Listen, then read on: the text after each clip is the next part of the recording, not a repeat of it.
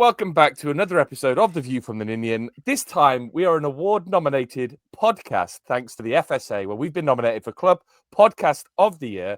I think Ryan's forgetting that he's on camera there, making some faces like that. But we're also joined by a fellow FSA-nominated publication in Alternative Wales, is Ryan March. Ryan, congratulations.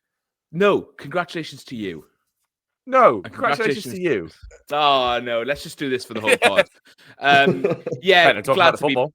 Yeah, glad to be back. When I saw the text come through on, I think it was Friday, when you said, do you want to come on the pod? I thought, well, lump your money on Blackpool because it does mean we're probably going to lose. And here we are. Yeah. Post-loss, living the dream. Tom is joining us as always. Tom, how are things down under? Any news to report from the future? No, nothing as of yet. We still lost to Blackpool. That hasn't changed. Same over here. Still at the FA Cup. Still at the FA Cup. Yeah. Still an award-nominated podcast, though. So there we go. Swings and roundabouts. Right, we've got two games to talk about. One we'll talk less about because it happened a little while ago. One only happened yesterday. Of course, we're talking about the Peterborough game, Ryan. At the FA Cup at the first round. The first time we've been in the first round since 2002-2003, so 13 years ago. Out of the FA Cup, first time of asking against Peterborough, a team in our league. Firstly, how bothered are you actually about losing that game? Less bothered because of the Carabao Cup run. I think if we hadn't had the Carabao Cup run, I would have been pretty gutted, especially because of how bad the draw was in the first place. You know, I think when we were relegated, we were all very excited to be in the first round of the FA Cup and some of the potential ties, only to get Peterborough away and then to lose to them. It's a bit like, But because we've had this little bit of fun in the Carabao and, you know, we got that big game against Chelsea in a few weeks' time, it does feel like, well, it's all right. So let's get that. Let's enjoy that. Let's concentrate on the league. And then, hopefully, look at the way we're going now. We'll be in the first round of the FA Cup next year anyway. So, hopefully we'll have another bite of the cherry next time around.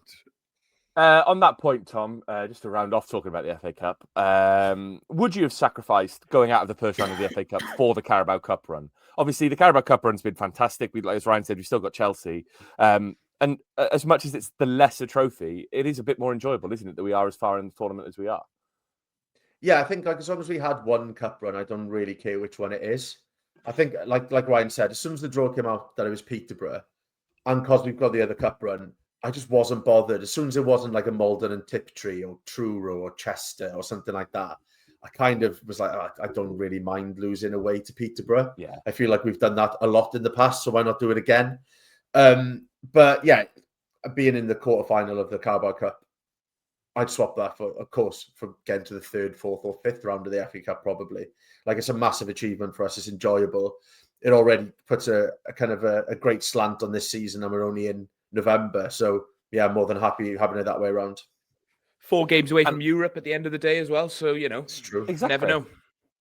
And I also think, Ryan, when you look at the team that Peterborough drew in the next round, the second round draw was made obviously after the first round games. They drew Barnsley. Hardly the most tantalising of second round ties, is it? No, not at all. Absolutely waste of time. And to be honest as well, I don't know when that weekend is and who we're supposed to be playing, but it does mean that there's a chance of us not getting another game postponed because obviously we're getting these string of games with the international breaks, and I think that's, I guess we'll go into our sort of general form in a bit, but I think the 3 international breaks have probably really been a hindrance to us over the last few weeks and stopping that momentum. Whereas now it's like, right, okay, we're out of the cup. You know, the Carabao is midweek. We can just concentrate fully on the league and we don't have any of those interruptions. It's just like, let's get into a rhythm and I think that's what this team needs now, is just get into a rhythm of playing regularly. Let's have this break, play regularly, and just, you know, start winning and performing again like we know this team definitely can. Tom, on the Peterborough game, just to round it off, was it disappointing that we lost to the bold bastard from Swansea, Luke Williams? That wasn't technically his first game in charge, so I think we're okay in that one. I don't think so. I think this weekend was, right? And they managed to beat Wimbledon 5-0. 5-0. Yeah. Which is absolutely mad. But yeah, it did. The fact that he was even sniffing around the game does make it a little bit harder to take. But I got over it pretty fucking quickly, to be honest with you. When you're like, oh, we're playing Chelsea in the Carabao Cup. And like Ryan said, like, it feels like there's so many Cardiff games at the moment, but also there's so many international breaks. I can't quite put my finger on it. It feels like we're always playing and never playing. I don't really understand. It's like it's been such a weird season Schrodinger's so far. fixtures list. Yeah, yeah. And it's just like we're gonna get a horrible run of games if we keep like staying in caps, and it'd be the same with the Virtue Trophy. And we haven't got that big a squad, and that's why we're losing. Like we're getting the results we've got at the moment because we just can't keep that form up. So I think it's going to be a blessing in disguise. Opening a can of Coke there, Ryan. Lovely stuff. Professional. Yeah. Hello, panel. Golden brown. FSA panel. Golden brown texture like sun. Ignore that bit. That was just Ryan. He's not really part of this podcast, so you can't really judge us on that. Right. Sorry. I keep forgetting you're being judged, aren't you? Here. Yeah. We're on public vote, so I've written that off already. So, hey, listen, not being on a public vote, I think helps us because we're not going. 100%. The army of big podcast lobby against us voting. We're kind of down to the panel, so that's all right with us. Let's move on to the Blackpool game. Obviously, Blackpool on a cold November Saturday, not a place that anyone wants to go, and it turns out our players didn't really want to go either. A 3-1 loss. Ian Evatt now in charge at Blackpool. Obviously, a bit resurgent with them. Ryan, yes, we lost the game, but it feels like there's a little bit of the story of our season here in a sense that we actually didn't play that bad in the first half, and we could have put away a number of chances ourselves. Yeah, for the stat fans, I think we beat them on the XG, shots taken, everything. Shots on target. We played them off the park according to the stats. Obviously, that isn't what the game is decided on. But yeah, just a bit of a microcosm of the frustrations of the season in one game. Bad timing, I guess, obviously, with a team, someone like Ian Evatt going back to Blackpool. Obviously, he was part of that famous Blackpool team that beat us in the playoff final as well. So a bit of a club legend going back. They've had a really bad start of the season, despite quite high expectations. I know a lot of people were talking about Blackpool being a playoff side at the start of the season. So probably in a false position. New manager bounce. It was just a bit like, it's a bad time to play them. And they did an absolute job on us, really, essentially. When you watch that game back and like you look at all the how it played out, it's just an absolute pure, they've done a job on us. They soaked us up. They hit us on the counter. They didn't let us take any of our chances, and they've got the 3 points. And fucking, it just feels like we always lose to Blackpool as well. Like our historically against Blackpool must be dreadful. It was. I can't even think of a win. I think recently, Kiefer Moore, Will Vokes season. Did we beat them then at the start of? We beat them up there in August. We beat them there then, but we also beat them when Connor Wickham was playing for us because we beat them by 4, I think, up there. But we've won. I think it flashed up on the screen when I was watching the highlights last night. We've won 2 of 24 at Blackpool. Bloody hell! I think it probably needs to be checked because I was a little bit tiddly last night, and I wasn't sure if I read it correctly. Yourself, were you? I'm enjoying myself. I'm cutting loose. Yeah, is that a crime, mate? That's not a crime in my book. Let me tell you that. No. But Tom, it is the story of our season, is it? That we missed so many chances. Obviously, I think if you look at the stats, as Ryan says, 11 shots on target. I think 3 big chances missed, 4 big chances created. It puts us top of the big chances missed list with 29 missed big chances. You'll never sing that. You'll never sing that. It just sums us up, doesn't it, Tom? That we can dominate games but not score. And there are other games where we kind of the second best, like the Leyton Orient game, for example, yet we somehow end up scoring 4. Yeah, we're an odd team this year. Like the Bolton game was the same, where we looked good until we were getting towards the final third, and then we did absolutely nothing with it. This one, we had chances, yes. Like their keeper had a really good game. But like, yes, they kind of did a number on us, but we did a number on ourselves as well. Like when we did play well in that first half, we've got to capitalise, because when you've got that new manager coming in, they'll go in at half-time going, we're still in this game despite, the other team like Cardiff having spells, and they just came out all guns blazing. Then they worked us out, and that's the problem. When we've done it earlier in the season, where against like Plymouth, for example, we were on top, we scored goals in quick succession, killed them off, and we just didn't do that yesterday. And that's the problem. We need to start putting teams away when we have these times on top. So when they do have a resurgence in the second half, we've got a little bit of breathing room, because once they got their tails up, we didn't really get a look in that second half then. And to be honest, we deserve to lose the game, and we shouldn't be being beaten that comprehensively by a team 23rd in the league. It's just not really good enough. No, it isn't good enough. And Ryan, does it rankle really that a player as middling as Ashley Fletcher managed to get a brace against us? Yeah, when I saw that he scored, just like he's like one of those perennially shit strikers, isn't he? Like everywhere he's gone, he's been absolutely shit for them. So of course he goes and scores against us. I do like that Bloxham. I've always liked that Bloxham they've got. I think he was at Shrewsbury before, I want to say. I mean, shit fact if it is. But yeah, I like him as a player. But yeah, Ashley Fletcher is just like, oh, how are we conceding? Even though I think he probably shanked his shot, to be fair. Yeah. I'm not sure if he meant it, but yeah, that was frustrating. And all the goals were just so frustrating. The nature of all three of them. I mean, like they're copy and paste goals. And like, I think whenever I've come on here, we keep talking about the same goals we're conceding. There's like 3 or 4 of the same style of goal that we keep conceding, you know, efforts from the edge of the box, turning over possession in our own half and getting done on the counter. It's like, well, it's almost a good thing that it's the same goals because you can try and work on stopping it. But then it's also a bad thing because we keep doing it. So, yeah.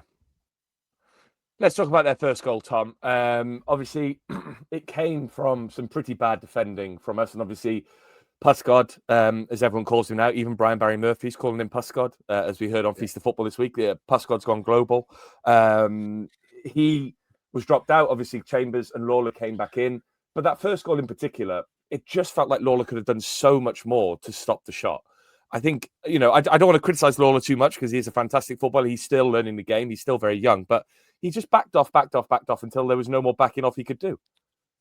Yeah, he backed off and he was to the side of him. So he had like an open view of the goal. There's space. There's the space, put it in that. But the damage was done earlier in the move as well, because again, this comes from us not putting a team away in the first half. Is we then put pressure on ourselves to go forward, and everyone goes forward, and then suddenly they got 40 yards of space, and it's just a bit naive.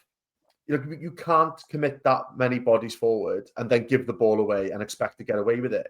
Like, you know, they're not that great a team. But if you keep giving them those chances, they're going to take them. And we did it not once, but, well, probably 3 times, really. It was just the same goal over and over again. And we've seen it earlier in the season. And it puts our defence under unnecessary stress because you're already on the back foot. You're running hell for leather back towards your own goal. So it's hard to close someone down when you're doing that. And, yeah, again, if you've got to put the chances in the first half so you don't have to commit that many men forward. And I'm all for attacking football, but I don't know, we kind of lost all structure. And every time we give the ball away now, I'm nervous because it is easy. Like, it's just easy for teams to break us down.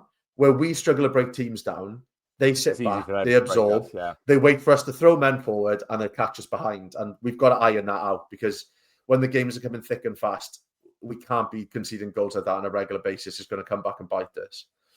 And conceding goals on a regular basis like that, we did, Ryan. The second goal, as Tom has outlined it there, was pretty much a microcosm of that again, wasn't it? Except somehow we were even higher up the pitch. I think when Lawler kind of loses out the aerial battle, he's about 35, 40 yards from goal. And their attacking player, who then I think makes the break, is on the halfway line and is in complete open space and just has an easy run to goal. It's just poor defending, isn't it, when we're chasing a game like that? Yeah, and I think it's just being sloppy in possession, which I think has been one of our sort of weaknesses this season. And like we have a lot, and you have a lot of the ball, and there's a lot of players who are who are still playing a lot of their first seasons, and you don't want to use it as an excuse, but the team is still new and the team is still trying to work it out. And because we have a lot of the ball, it does also mean we make a lot of mistakes.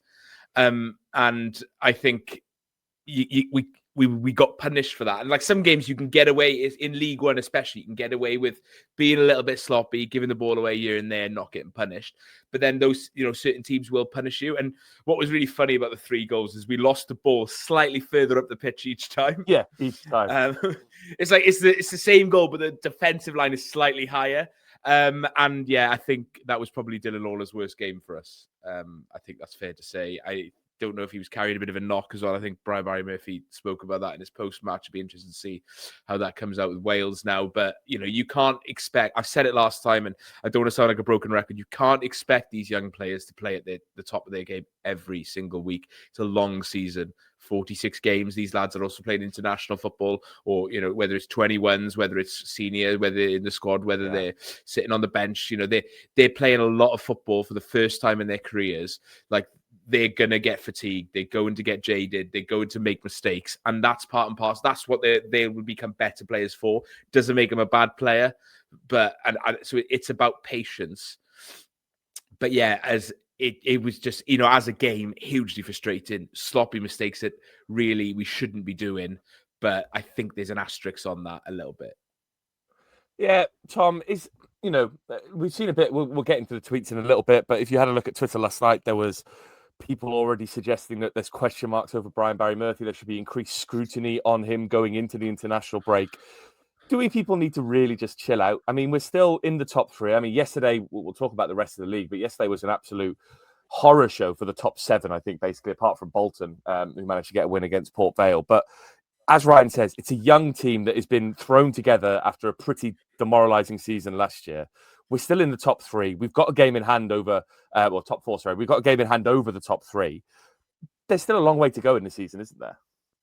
Yeah, we don't deserve nice things, I don't think, at times.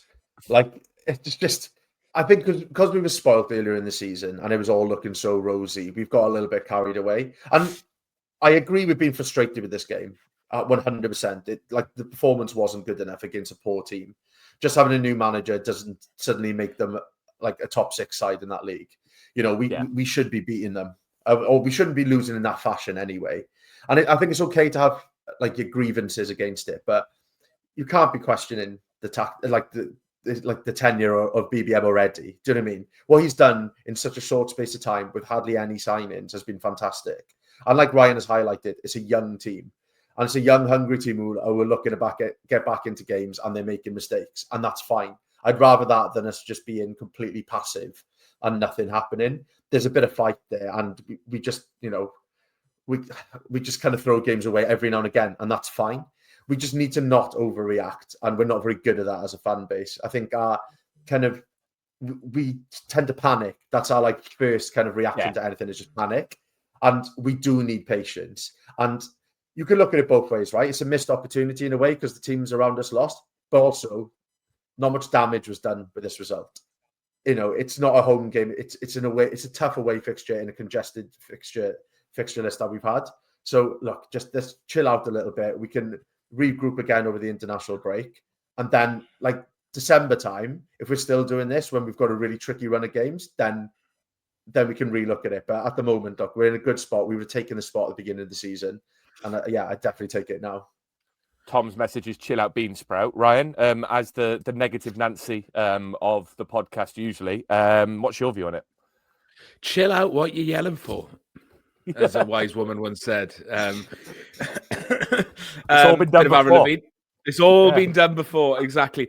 I think it's one of those where, like Tom said, if at the start of the season you'd say going into the November international break, this would be our league position, this would be our record, you'd be like, yeah, we'll absolutely take it. But I think because we had the unbeaten run at the start of the season and we've had more of those losses have been quite condensed in the last sort of month or two, it feels worse. But like if those losses have been spread out from August, all of a sudden it feels a lot less, if that makes sense.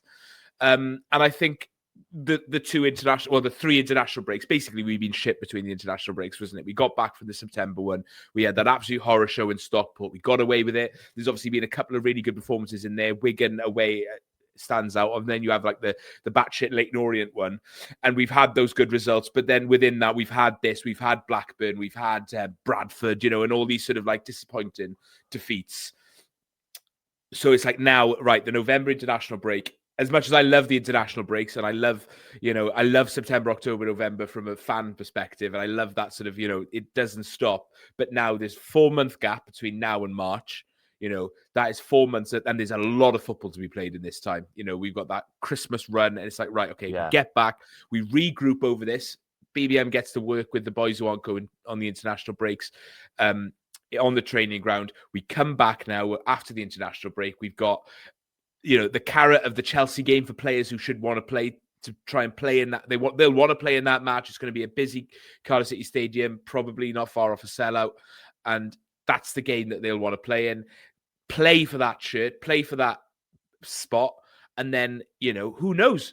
We go and give Chelsea a bloody nose. That gives us the momentum to run into the Christmas period and really, you know, teams who get promoted, the Christmas period is huge for us. If you think about when we went up in 12-13, like that Christmas period, we were unbelievable. We beat Leicester, didn't we? I think on Boxing Day or over Christmas, didn't we? Who were up there with us at the time, and it was pivotal. Albeit maybe the Warnock season is the exception to that rule because we had an absolute stinking Christmas. We lost like 4 in a row.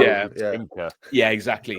But I think we'd given ourselves that. Whereas now it's like, right, if we're a serious team, we kick on now.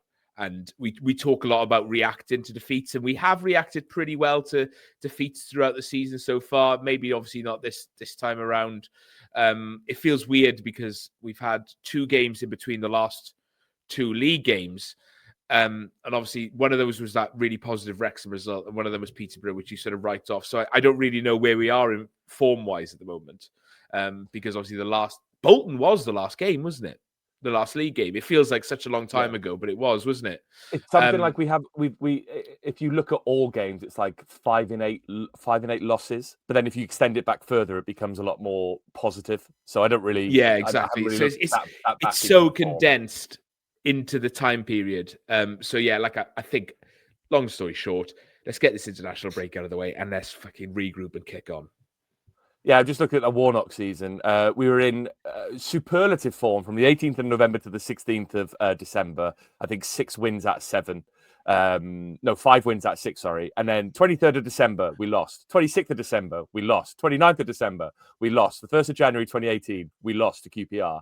And then from the 13th of January to the 30th of March, we didn't lose another game. Just an absolutely insane season when you look back on it. It was a mad season. Yes. Unbelievable football club. Anyway, let's talk about yesterday a little bit more, Tom. The third goal, Joel Bagan, bless his heart, he's doing his best, and I really like him, but he would try to play offside there, and I don't know what he was doing. He kind of played the man on, gave him a whole half to run into, and then Nathan Trott kind of just ushered him past him a little bit. Again, don't want to criticise Nathan Trott too much because he saved us so many times, but he kind of let him go past him a little bit. It was just another bad goal to concede, wasn't it? Yeah, just a calamity of errors, really. And it just... I was going to use that phrase. I'm glad you did. Thank you. You've got to get the cliches in there, right? Yeah. But it's just... Yeah, it just typified the game. It's the same again. Little mistake. They threw acres of space, put it away. Lovely little finish. Yeah. I thought he'd under hit it at first, but it was perfect, really. Nice little dink. But the game was done by that point anyway. It felt like it's not done at 2-0, but like we weren't at the races second half. And it just kind of finished us off. But I don't know. I'd rather these players all have a bad game in the same game and just lose one game rather than 4 or 5 on the bounce because people are making errors. And it just felt like one of those games where just nobody was at it. Like we just weren't there. And we looked tired, we looked leggy. And yeah, I think we've just got to take it on the chin, go back, and it's just one of those results. And we'll have plenty more like that. We'll lose a few more games this season and we can still win the league. It's just... teams have lost 11, 12 games and won the league comfortably in the past, and there's no reason why we can't do that. So, no overreacting yet. But, yeah, there was a lot of bad performances out there. And, yeah, Bagan was one of them, and he's had a really good season. So, I'm not gonna lay into him too much. I think Wrexham lost 11 last year and still got promoted. And they were not particularly good last year either, if you watch some of their games. So, we're probably in slightly better place at the moment than them to have gone up last season. So let's talk about Ryan. Sorry, let's talk about Yusuf Salek scored a goal again. He's in the top 10 for goal scorers in the league this season. I think it was his 6th in the league yesterday. His expected goals for the season is around 7. So he's basically on track and in line with his performance. It was a tap in from a pretty neat bit of play by Kean Ashford, but it's just important, isn't it, that even in these games when we're losing, people like Salek are getting on the score sheet. Yeah, that's his bread and butter. I spoke how important having a player like him is, that sort of 6-yard box, 12-yard striker. Anything that is in that area, he could find the back of the net, and he did. And as the song goes, Yusuf Salek, he is scoring all the time. Scoring all the time, etc. So yeah, I'm encouraged a bit more now by his performances, and hopefully, as the team picks up, he can start turning them into, rather than one goal every, well, he probably, at the moment, he's probably scoring one every 2-3 games. Whereas, like, if we can get that to more 0.7 for goals per game at the moment. So it's about every 2 games he's getting a goal. Yeah, so if we can get that, it's not far off. We kick on, he's scoring one every game, or a brace here and whatever. Hugely encouraging. I still would like to see a bit more of Callum Robinson. I don't really. It's a difficult one, like where his role is. I don't know if he sees himself as a centre forward. But yeah, I'd like to see a bit more of him because I still think he can offer, and I'd like to see maybe the two of them play together. But then, does that mean that Ruben Colwell doesn't play? I don't know. But yeah, it's encouraging that he is scoring goals regardless of the match. And Tom, looking around the league yesterday, yes, we lost the game, but if you have a look, I think the top 8, only one team won, and that was Bolton. Stockport got spanked at home to Luton. Bradford lost shockingly to Burton. Stevenage, I think they lost on Friday night or Thursday night to Reading. Obviously, Lincoln lost. Wimbledon lost to Peterborough 5-0. And Mansfield, who were in 8th, also lost yesterday. It just goes to show, doesn't it, that yes, a win yesterday would have been nice, but this league still is, 15 games into the season? It's still figuring out what the league is, isn't it, in terms of who the favourites are, how it's going to pan out. So there's no real need to panic, is there? There's no need to panic, but it's tightening up. I think that's the thing, right? We're clinging on to those top spots. And I'm not quite sure how after like the recent run of games. But then, like you said, you look at it and you've got like Peterborough winning 5-0. The likes of Burton winning again. Like they're beating us as well. Fair play to them. Like they're picking up some really good runs results. Since they beat us. Yeah. Yeah, exactly. And it turns out some of the results that we were looking at thinking, God, that's a bad result for us, have turned out to not be that bad. But like I think Bolton, I think it makes it even more frustrating that we didn't hold on for a point there because they're looking good. And I wouldn't be surprised if they go on and win this league. To be honest with you, they are looking like a really, really decent team. Stockport, I think I'm worried about as well. Stockport, yeah, they're a bit on and off, I think. But like there's definitely quality there. But like Luton coming back into it, I think that's something we've got to watch, right? Where Plymouth have started badly and are getting worse. Luton are starting to find their feet now. Yeah. And I think they're slowly creeping up that league and they're going to be a force to be reckoned with. So I'm quite glad we've got the away game against them out of the way early in the season and done a number on them because I fancy them to be in the mix. So it's fine. I think we stick where we are at the moment. That's absolutely fine. But we've just got to be really conscious that some of those teams who are down in 13th, 14th, 15th who fancied being higher, they're slowly getting themselves back in the mix. So it could be really, really tasty come the beginning of the next year.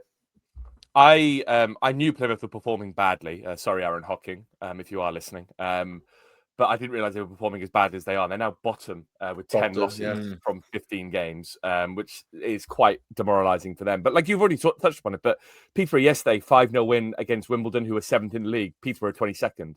Blackpool beating us, they're 21st. Leyton Orient, as much as they are 20th in the league, that's probably a false position when you look at their performances. Again, yesterday, I think they lost the game, but their XG was outperforming their opposition. They outperformed us. Obviously, when we played them, we only managed to get a kind of a sneaky win with that 4-3. Burton are all of a sudden in 15th. Wickham have started turning it around. I think they've had a couple of big results recently as well.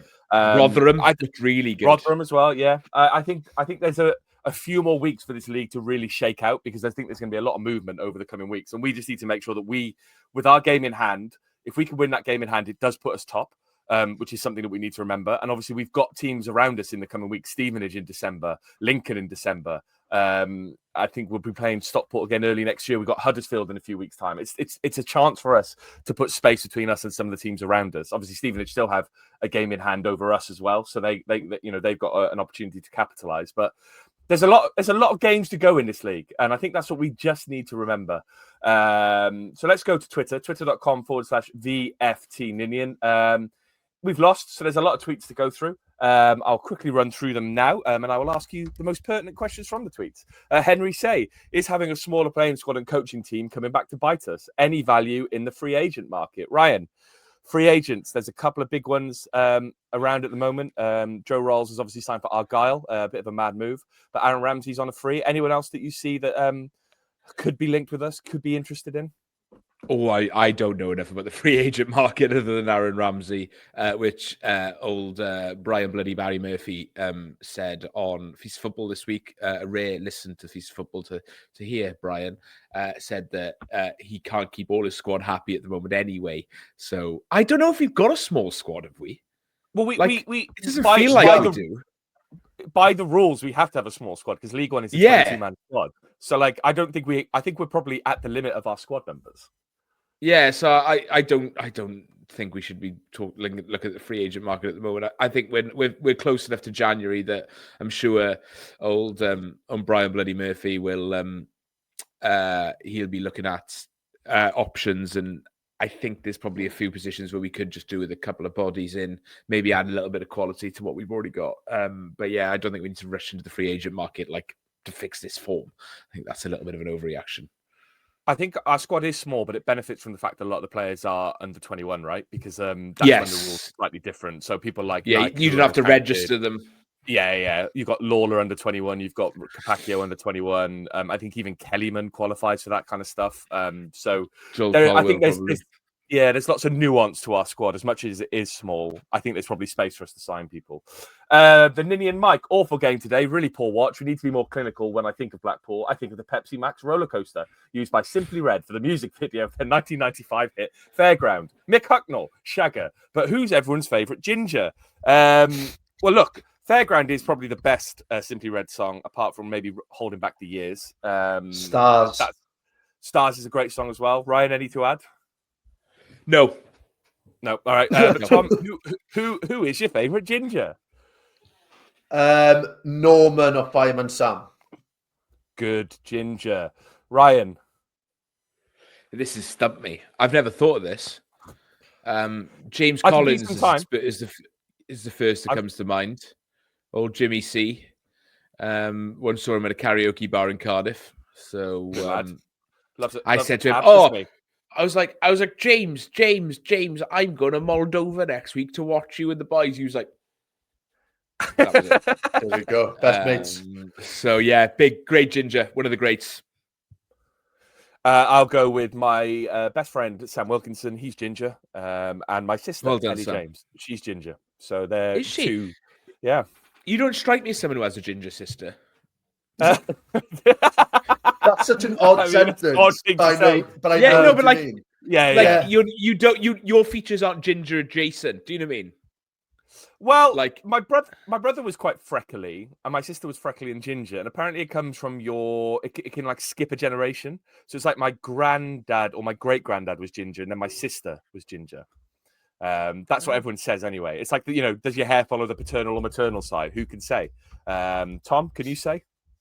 They're both bald, both sides fucked either way. So that's then. Yeah. That's that small West Wales gene pool, isn't it? Oh yeah, look, my family tree is an absolute bin fire. Yeah. Mark, Cardiff Development. There's only one Ryan Wintle. If ever was a half of football showed what he brings to the team, it was that second half. Yeah, Tom. Sometimes I think Brian Barry Murphy likes to chop and change. He likes to bring in players to different situations. But sometimes you do just need a Ryan Wintle, don't you, to calm things down and play the simple passes.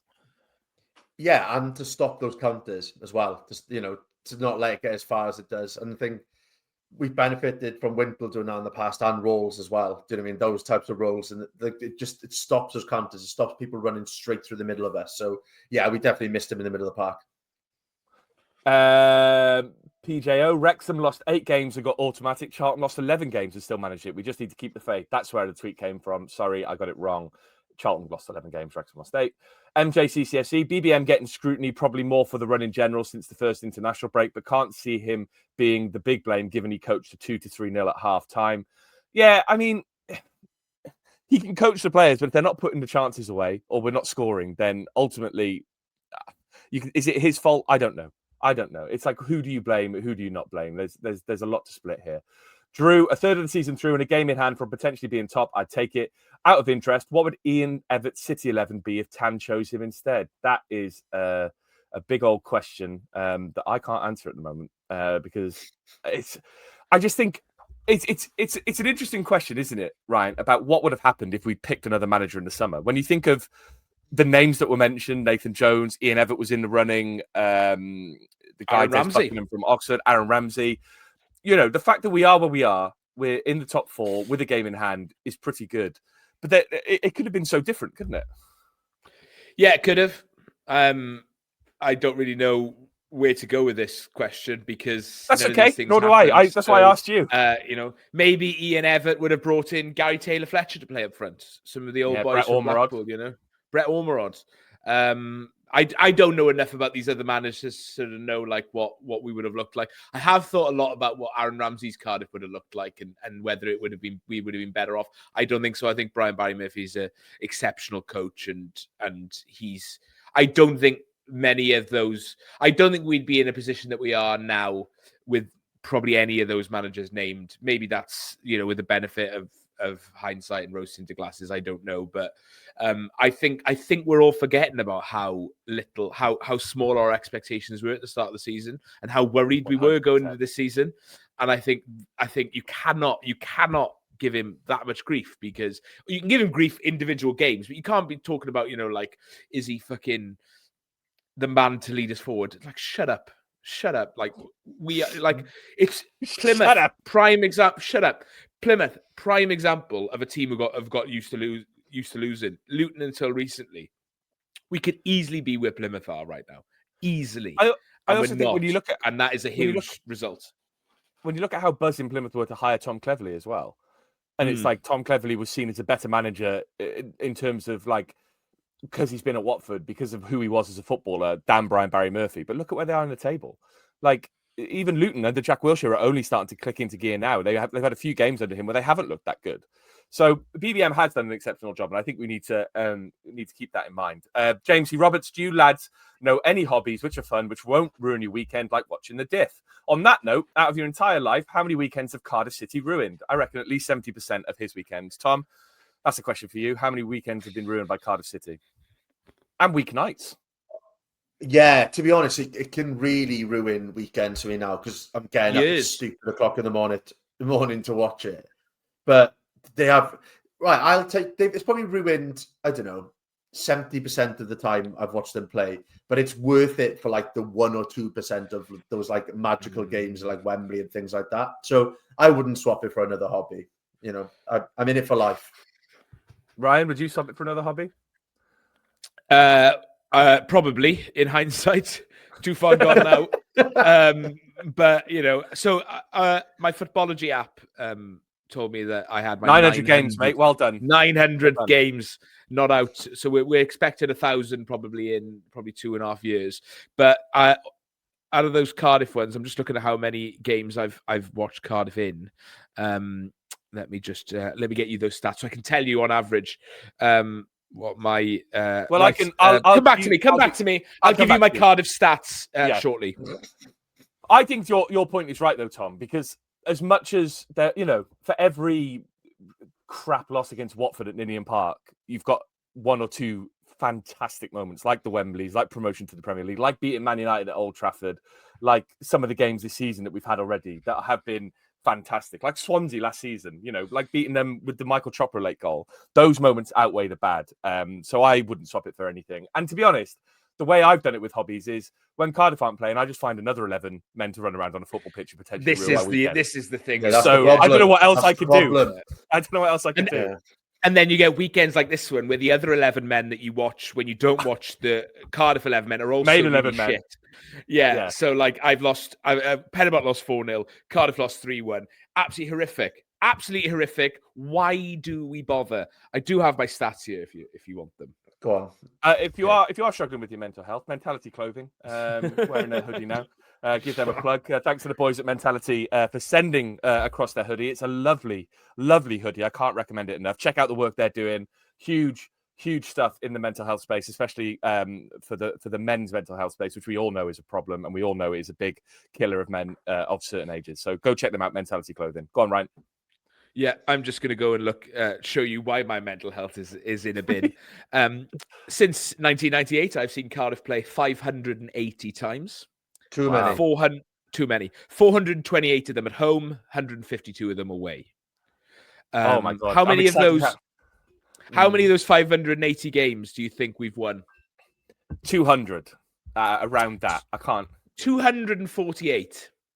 So not bad. Okay. We're not Yeah. bad. We've had an Nearly okay par. recent history. If you think in that time we've been promoted 4 times, relegated 3.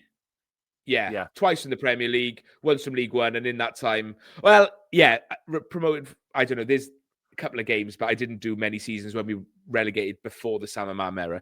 149 draws, 183 defeats. So comfortably more wins. Although bear in mind this is like friendlies as well. Seen us score 812 goals, concede 690. I've seen us in 78 grounds and 4 countries. Who is the opponent I've seen us play the most? Here's a question for you. Oh, in that time. I'm going to go QPR. I'm going to go Wigan. Interesting. Both right colours, wrong clubs. Reading. Reading. Reading, obviously. 22 games against Reading. My biggest win, you won't guess, was an 11-1 win against Bodmin Town in pre-season. Nice. With Gary Medine scored that day, so that's nice. And my biggest defeat, which is an interesting one, I wouldn't have had it down. I wasn't at the Preston 6-0, much to my shame. Defeat? It's a really boring one. We lost 5-0 to Man City in the Prem. I'm surprised that there hasn't been a bigger one. Preston would be that. 6-0 we lost to Preston, wasn't it? Not 6-1. Yeah. Which I missed. So, yeah, there's my Cardiff City stats. So, at least 183 weekends ruined. Probably some of those 149 draws would have been, coming. I mean, one of them's the Peterborough 4-all I was at. So, that's a weekend ruiner. That was a Christmas ruiner, actually. What I would like to say is be really careful with what questions you do ask us, because that can happen. Like that was some live stats from Footballogy. Like, really careful. Was that good podcasting? I don't know.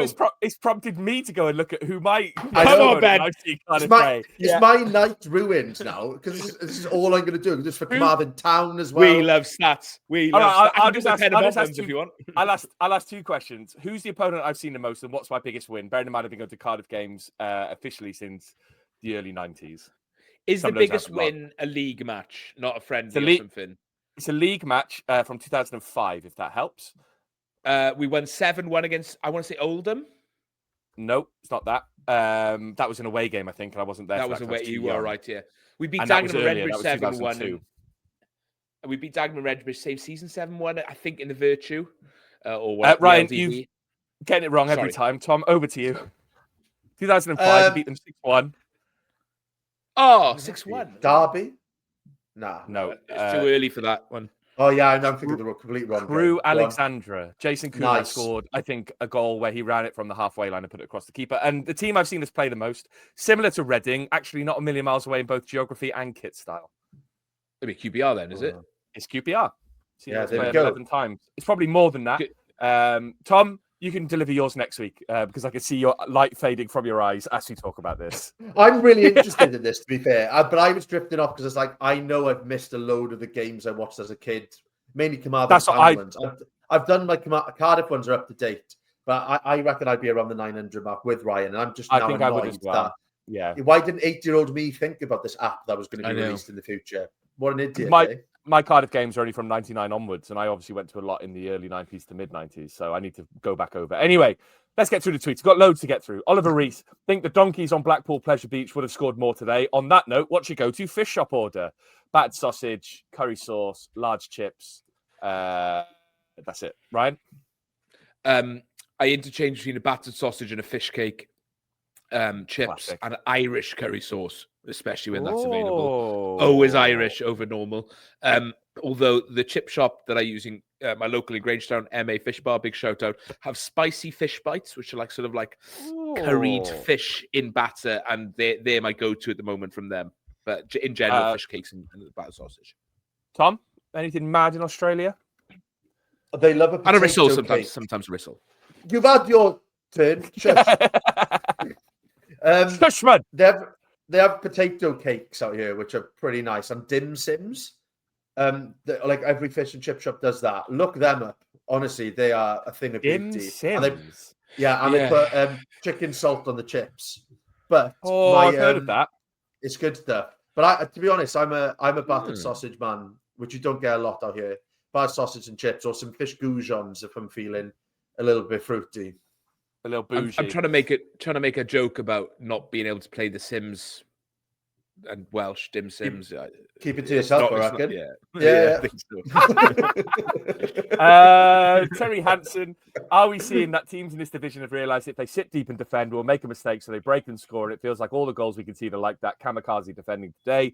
Jamie Heath, I thought it was an entertaining game. Both teams played well. Cardiff were too gung-ho after the first goal, but kept the team attacking, even 3-0 down in injury time. John T.M. Williams, wide players ineffective again. Baz T, surely we're at a point now where we have to start questioning BBM's tactics and in-game management. We were shambles when the opposition turned the ball over against us. Also, we need 2 new wingers in January.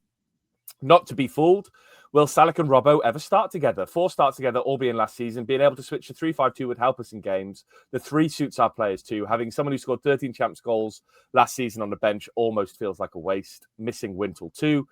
Amy Patience, final result felt inevitable after our missed opportunities in the first half. Win Howells, 1 more B team, Barnsley to go. Don't say BBM doesn't have a plan B. His plan B might be to go to Borough, if you believe the rumours. There we go, it's another B team. Di Richards, Vegas correspondent, tough watch, great football in patches and then disastrous in others. League is wide open, looking at the fixtures. December is a huge month. Scott Ho, we've been sussed out. Teams that press us high up the pitch gets results. Their keeper was excellent, but we could have been pumped 5-0 today and nobody would have been surprised. 66% possession. Yay. John Walsh, on the flip side, only need another 22 points to stay up. Matt CCFC didn't take our chances and it's cost us. Can't be conceding goals the way we did and ultimately got what we deserved. 4 defeats in 8 games with performances massively hit and miss. Played well in patches, but not good enough. Do questions need to be asked? Liam Williams, not the rugby player, the comedian. Think Lawler got found out defensively today, unfortunately, which effectively was just direct ball from Blackpool. With the chances we had in the first half, we definitely should have been up by at least 1 or 2 in the second half. Need a better league run after the international break. Sam Rees, Rolls would have been perfect for that game. Tom, how weird is it to see Rolls in a different football shirt? Don't like it. I refuse to keep an eye on him. I can't do it. It just feels wrong. I'm really happy for him that he's got a club. And to be honest, I quite like Plymouth as well. So he could have gone. I'm glad he didn't end up with Bristol Rovers or something like that. But I don't know. It just doesn't feel right, does it? Bluebird John also says Joe Rolls at Plymouth, not right. We could do with him. We need experience. The common Bluebird, teams know how we'll play. We look good where sides stand off us and let us play. If teams press us back and again attack aggressively, we look vulnerable and easy to create chances against. If we don't adapt, we'll have more results like today. Gigi the Bluebird, we need a plan B or these type of results will happen more. The league table is still looking healthy, but results recently are troubling. Aidan Jones, how can our wingers both have an outstanding game at Wrexham and go missing away to Blackpool, where that should be an easy day out? Both Kellyman and Ashford offered nothing during that game. Kellyman. Blackpool GK had game of his life, but disappointing away defeat. Another Matt Bluebird, you can play all the lovely football in the world, but it has to lead somewhere. Their keeper was man of the match, but we need to be far more clinical. Something isn't clicking, and BBM needs to find out what and fix it straight away. Lee Spear, we're going to be all right. We're going to get sorted. This league is all over the place and is going to allow a young squad a chance to learn. A couple of wins and be right back on track. Stay the course. Don't panic. Rome wasn't built in a day. Richard Endicott, in the words of Harry Enfield Scousers, calm down, calm down. Confused expression. This is confusing. Manager can't manage. Way out of his depth. That is ridiculous. Reece McGrath, good first half. Then that early goal in the second half killed us. For some reason, we decided to turn into 2019-20 Sheffield United and have an overlapping centre-back, which left us so exposed at the back. It led to their 2 goals and at least 3 other big chances. So frustrating. It's deflating you, isn't it, Ryan? You see you kind of fading there. The light's fading from your eyes now as well. Anthony Jones, Wintle should be first name on the team sheet. Always play back with him in a team at this level. Absolutely quality. Fergus Slate says, we miss Wintle. He protects our vulnerable defence. Giggsy, I can't understand how Salak didn't get free kicks today. It's beyond belief how much he gets fouled, but it wasn't just him to say today. Bobby Madley missed so much. That's not an excuse either. We need to start taking our chances. Their GK had a good game. We need to be more clinical. Tom, it's got so boring with Salak being fouled. We just didn't mention it today, did we? No, we're doing it now, I suppose. But yeah, there's some images and stuff on Twitter. His shirt is nearly off his back. And yeah, the defenders do just get away with a hell of a lot more at this level. There's no doubt about it. And Like, yeah, Ryan's bored of it, as you can see. Yeah.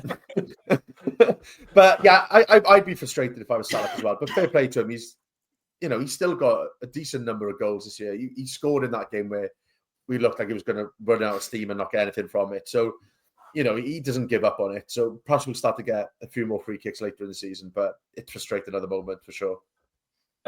Chris Hopkin couldn't score in a brothel. Poor manager tactics, simply not good enough. We will not get promoted and finish mid-table. Bookmark that.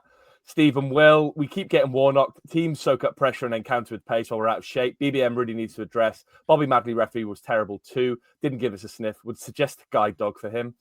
Quinn Jones, I'm ignoring the result and choosing to focus on my new champ for Puscod. He says, come on, ladies. It's Will Fish. Very good £1 fish. If everyone remembers that meme. I think he's worth more than £1.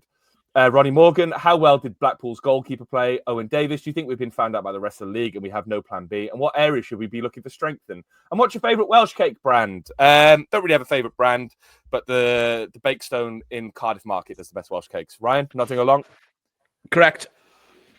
All right. Reece Spear, football is actually a bit shit, isn't it? On a more positive note, I've heard there's a new flu going around. Rick Lewis, another frustrating defeat where we dominated the match for spells, but 66% possession, 28 shots on target count for nothing, or 28 on goal count for nothing if we can't finish. Still got a game in hand, though, and most of those around are lost today. We never make it easy for ourselves. Adam Tibbs, 4 aways in 14 days, 1,600 miles round trip from my house in Bridgend. 1 win, 3 losses. I hate this club, but I wouldn't change it for the world. And that's commitment, Adam Tibbs. I see you at every away game. It's commitment. David Charles, 4 words that sum that matchup. Our naivety, Bobby Madley, that's it. Sven Carr, league is wide open. To think if we win our game in hand, we are top. Crazy. Weathered the early storm, should have scored 2 or 3, then deservedly go on to lose 3-1. December is going to be mahusive. We go again. No question this week, Sven. What's happened? Robert Jones, same problem as last season. We can't score goals. And Lloyd finishes off with, what the fuck was that? What the fuck was that? Ryan, international break. But first, Arsenal in the virtue. Time of the year. Arsenal in the virtue? Yeah, it's what we do it for, isn't it? I could not give a single hoot about that football match. Could you not? Would you? What No. team would you play? Bearing in mind, we're going to have about 400 players off on international. Oh, just put everyone who's there in a hat and hope for the best. I mean, it's Camelot and break players number 5. I'd like to go deep in the competition and win it, but I don't know. The 21s teams seem to get battered in this competition. But I mean, we're also going to be playing a 21s team with a couple of old heads. Your Di Turnbulls of the world will probably get a little run out. You know what? It's a weird one, isn't it? And I think I'd have been more excited. It's the same with the Newport game. Like any other Tuesday in the season, I'd be all over it because nothing really happens on Tuesdays. But it's the Tuesday before the international break, and it's just my head, because of the nature of my work now, my head just shifts. I'll close this pod down today now, and I won't think about club football for another fortnight. And my head is just very much not in this world. And it's just it's just a game that happens. And the 21s in this tournament, it's a failed experiment. They shouldn't be in there. Just I am apathetic.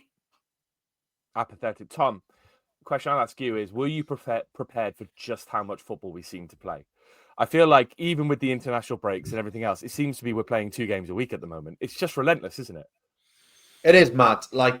I keep forgetting about these games at times. It's oh yeah, of course we're playing Tuesday again. And I like speaking to you a lot, but I'm speaking to you a lot at the moment. There's a lot of games.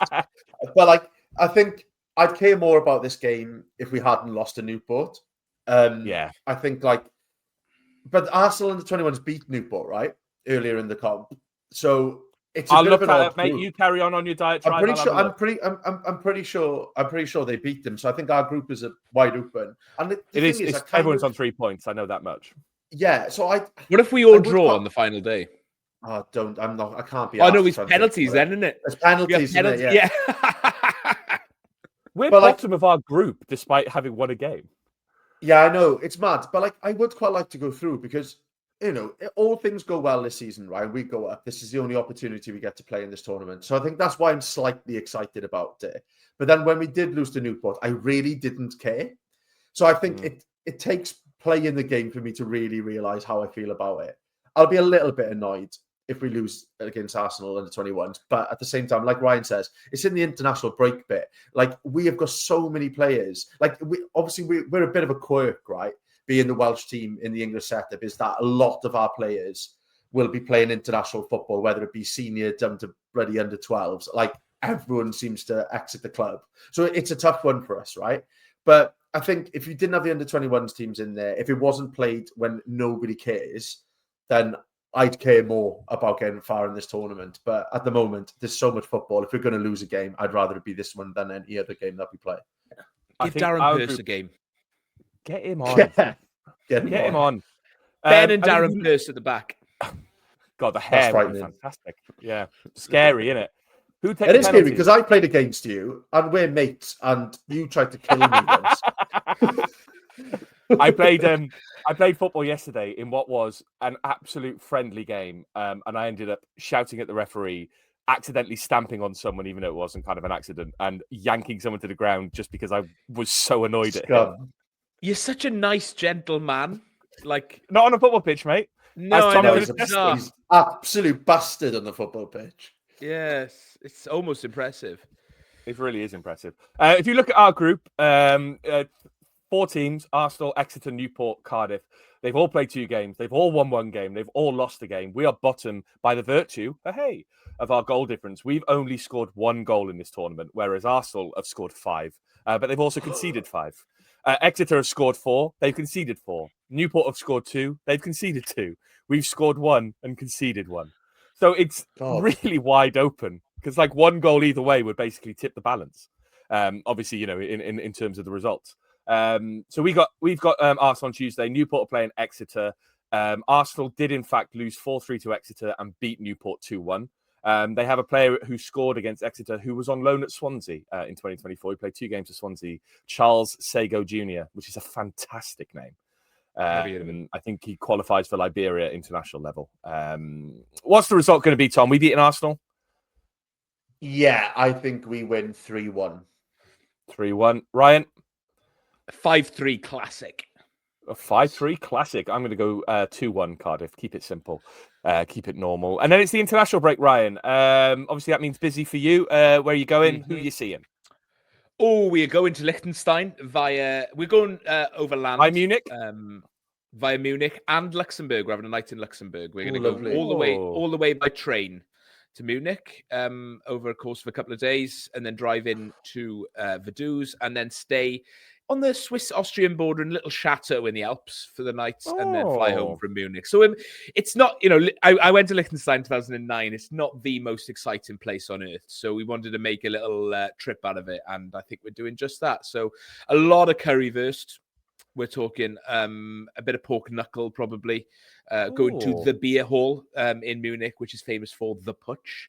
So we'll be attending that. So yeah, looking forward to it. Hoping, especially in that Liechtenstein game, we see a couple of those Cardiff lads. Would be really nice to get them on the pitch tonight. And I think it's worth saying. Obviously, I was at the squad announcement press conference the other day, and Craig Bellamy spoke really highly of Brian Barry Murphy.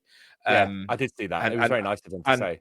Yeah, and the football he's playing. And I think his words were, I come away with a smile on my face after Cardiff games for the first time in a long time. So I think that, I think you and me both, Craig, and it's hugely encouraging because it's a similar style of play. And he was much more complimentary of Ruben Colwell as well. And I think that shows that we are making progress, regardless of what these results are. The progress is that we are developing really good young players, and whether they'll benefit us, they're going to benefit Cardiff in some way, aren't they? Because we're either going to sell them for multi-million pounds and we can then strengthen the team, or they're going to be really good for us.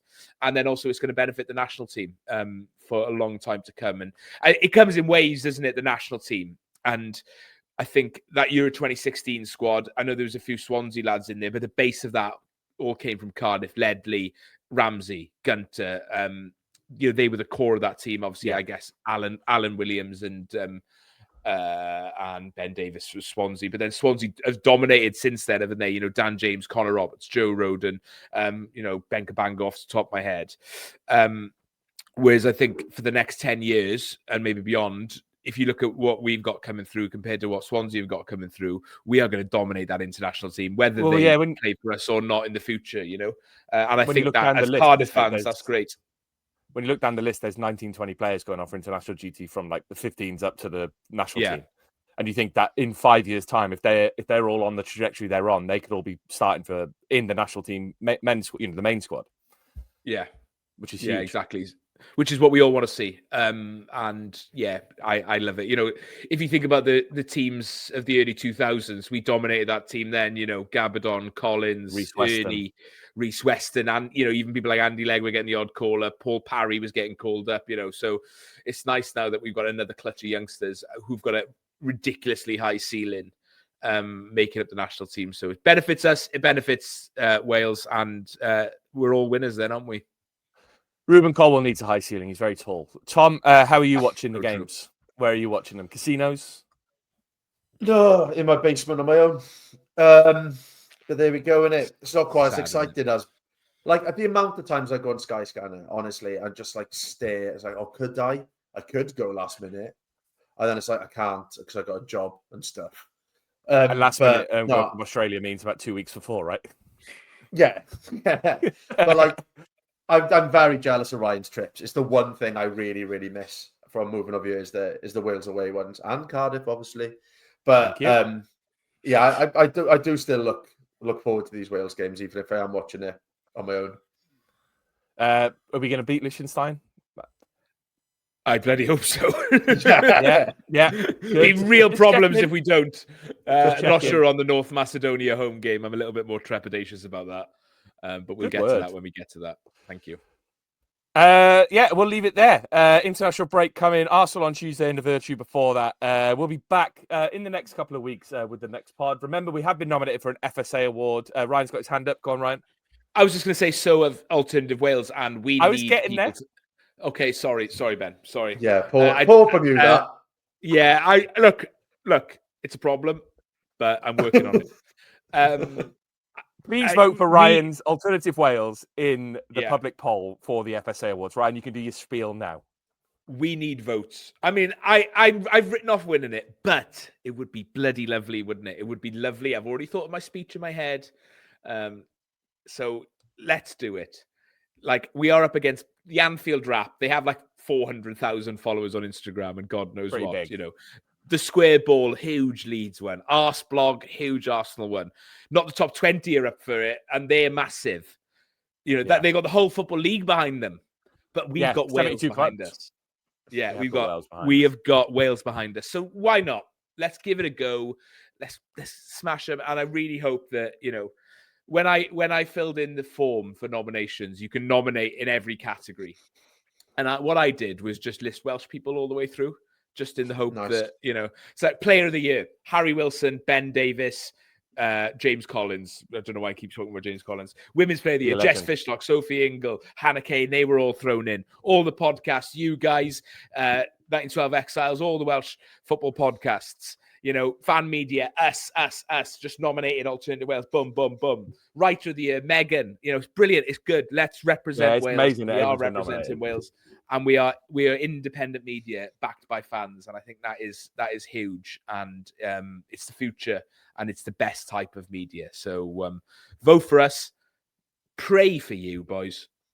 And because that's what we can do at this point. Yeah, exactly. Not a great podcast for the panelists, I don't think. Let's hope for a few wins. It's authentic, and that's all you can ask for. And just as a final bit, earlier I googled Gary Medine to see what he's up to, because obviously he was at Blackpool. Any ideas what happened to him post Blackpool? Yeah, I saw him in the club. I saw him in a club in Blackpool. So I always think, whenever I think of Blackpool, I think of you seeing him there. He did some more porridge, didn't he? He got done for dangerous driving, I think, and maybe an assault charge. Oh, did he? And then he ended up at Hartlepool. I know that much. Yes, he did. But I don't know what he's doing now, because that was last season. I think he retired officially. He played 2 games of the season with Spenny Moore, and then announced his retirement. Yeah. I'm pretty sure he got another criminal charge, if I'm being... Yeah, there was something, wasn't there? Although No, there was something. No. I also forgot that in December 2022, Medine was accused of deliberately stamping on Perry and G, but faced no FA action. So Rest go. in piss, Gary. He's not dead. No, his career is, though, isn't it? He And was, in my there was, mind, if you aren't playing football, then you're dead to me. he got a dangerous driving charge in 2023. So I was right on that. There we go. That's There on we the go. Bolton News. Tom, anything you want to plug? No, just my forehead. I think I've been looking at it most of the camera after the baldness chat earlier. So no, nothing from me. And the gaps in our defence. Twitter.com/VFT Ninian, TikTok/VFT Ninian. Subscribe and like us on YouTube. Listen to us wherever you get your podcast from. Give us a 5-star review. KOFI.com/VFT Ninian if you want to give us money. We do this for the love, not the money, and money is nice. We'll be back after, probably next week. We'll be looking ahead to the games after the international break, which I can't remember what they are at the moment. Ryan, Tom, thanks for joining us. Good night, Tom. Good morning, Ryan. See you.